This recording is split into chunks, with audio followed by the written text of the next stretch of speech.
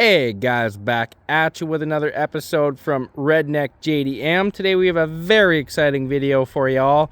We have my new to me Tom's Racing Supercharged Toyota Celsior. These are very rare cars. If you guys don't know anything about Tom's Racing, they are actually Toyota's factory sponsored race team in Japan and tuning company. Back in the day, when car manufacturers had the gentleman's agreement in Japan, they weren't allowed to produce cars over 280 horsepower, but there was a workaround for that. Nissan did this with Nismo, as well as Toyota with Tom's. Car companies themselves weren't allowed to produce cars over 280 horsepower, but if they sold them underneath their tuning company, they could make whatever numbers they wanted. So that's what they did with this car. Another very famous car that had that done to it was the Nissan Skyline Nismo GTR 400R, which just sold at auction, I believe, for over $2.3 million, if I'm not mistaken. So very, very expensive car and an extreme increase in price, but that's what you get with history. So this car has a few little things wrong with it that I'll show you guys on the other side to show you why I got it for such a good deal. It actually got hit by a moose.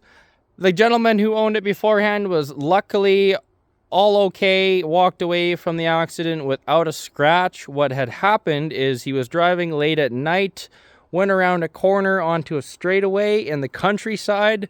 A moose decided to run out into the road where he swerved to avoid it, which was a very good thing, or it might not have ended up so well for him nor the car.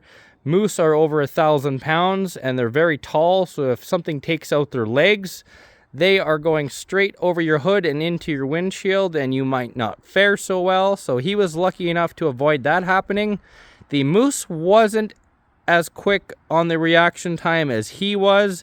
It actually still managed to run into the side of his car, so it smacked its head off the windshield and roof there, completely caved that in. Took out the side view mirror, then it also drug its body down both passenger doors and the rear fender a little bit. So cosmetically, this car is a little bit past the point of repair. It's just really not worth the money to sink into it, considering it is a little bit higher miles.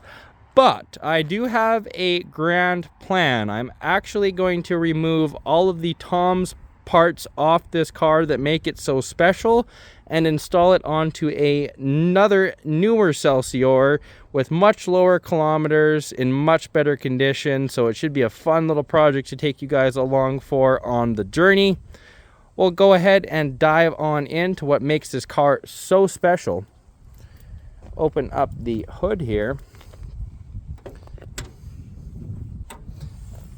It is that Tom's Racing Supercharger. These are extremely hard to find on the secondary market because they haven't produced them in at least a decade or more. They were $13,100 back in 2002 when they were first being produced, as far as I could find.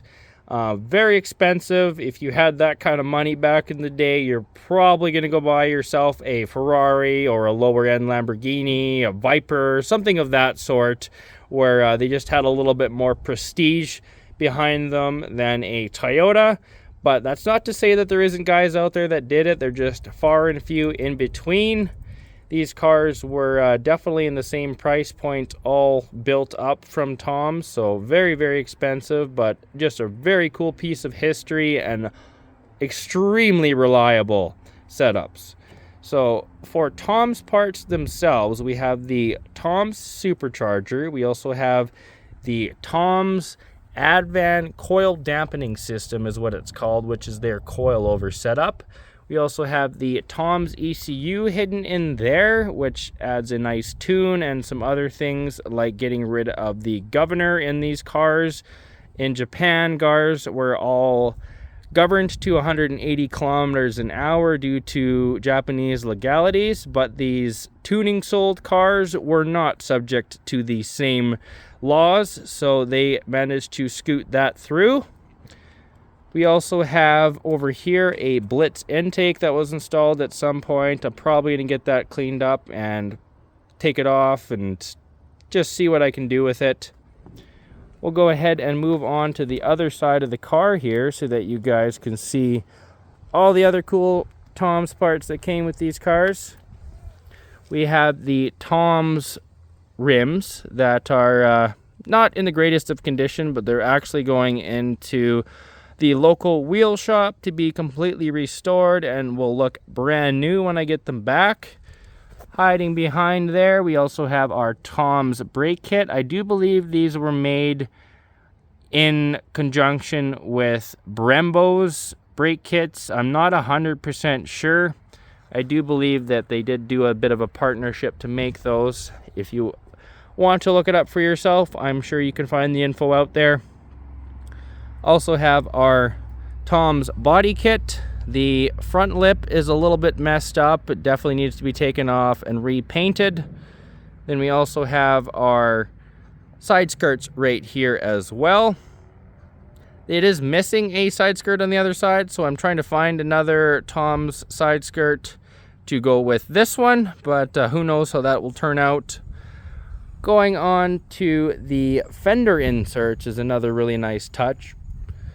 On the LS430s, which is the North American version, and then the plain Jane Celsiors, they did not come with these vents here at the bottoms. Only the Tom's cars did. Pretty cool addition. I'm not really sure if it adds any sort of performance. Moving on to the back here, we have our Tom's wing that has definitely seen better days, but we'll get that stripped off and refinished. Have our rear lip, which is actually in pretty decent shape considering how old the car is and what the rest of the body kit looks like. Our Tom's badge, which lets you know that it is a Tom's car, is missing the apostrophe in the Tom's, so I will either have to try and find a new one of those, which I think will be near impossible, or I will try to have a badge making company of some sort remanufacture this so that it looks complete and I can save myself about $500-600 on replacing this whole badge. Moving on to the exhaust. Very unfortunate current story that I was given on this exhaust. These Tom's cars had a full exhaust system from Tom's from the heads back. The gentleman that owned this beforehand told me that the cops had pulled him over at some point in time and told him that his Tom's exhaust was too loud, which didn't really make much sense because it was a factory approved exhaust. And he decided to put straight pipes on it, which I really don't understand how that would please the police officer or make it any bit quieter. I think it would honestly make it worse, but that was the story I was given. Let me know, guys, down in the comments below what you think of that story. These are the Tom's mufflers that we will have to pull the exhaust out and have these re-welded on to have the Tom's exhaust complete again. Moving on into the driver's seat here. I did remove the Tom's floor mats that were in not great of condition. They looked like they'd never been cleaned in their entire life, so they took a couple times with the pressure washer and a tool I have called the Tornador to clean them up. I got them to be in pretty good condition where I was happy with them, so those will be going in the new car that I will be bringing in to swap all of these Tom's parts onto and make another Tom's car.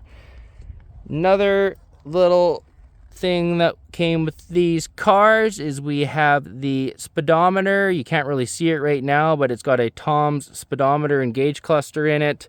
The Tom's Gauge clusters and speedometer went up to 320 kilometers an hour instead of the stock 180 kilometers an hour like most Celsiors due to Japanese laws. So that is about all there is to see in there. I will be having the gauge cluster reprogrammed so that the odometer shows the correct mileage of the new car that I will be installing all of these parts onto and making a new Tom's car. Up here we also have some brand new headlights that this gentleman that I bought it off of had put in, along with the new front bumper due to a front end fender bender in a parking lot. The other person was at fault, so their insurance paid for 2 new headlights and a new bumper to be shipped in from Japan. He said it took over a year, so that was a really nice touch. Maybe I can get a few dollars for that bumper if I sell it off. And then I will also be putting these headlights and the rad support in my other Tom's Racing Celsior. They were just a little bit spider cracked on my other car just from sitting in the sun. They got that spidering on the inside of them. So these headlights are in much better shape. So we'll be yanking those out and putting those in my other car. We'll go ahead and cut to a time lapse of me doing this for you guys, and then I can march these on into the mechanic shop and get them all good to go.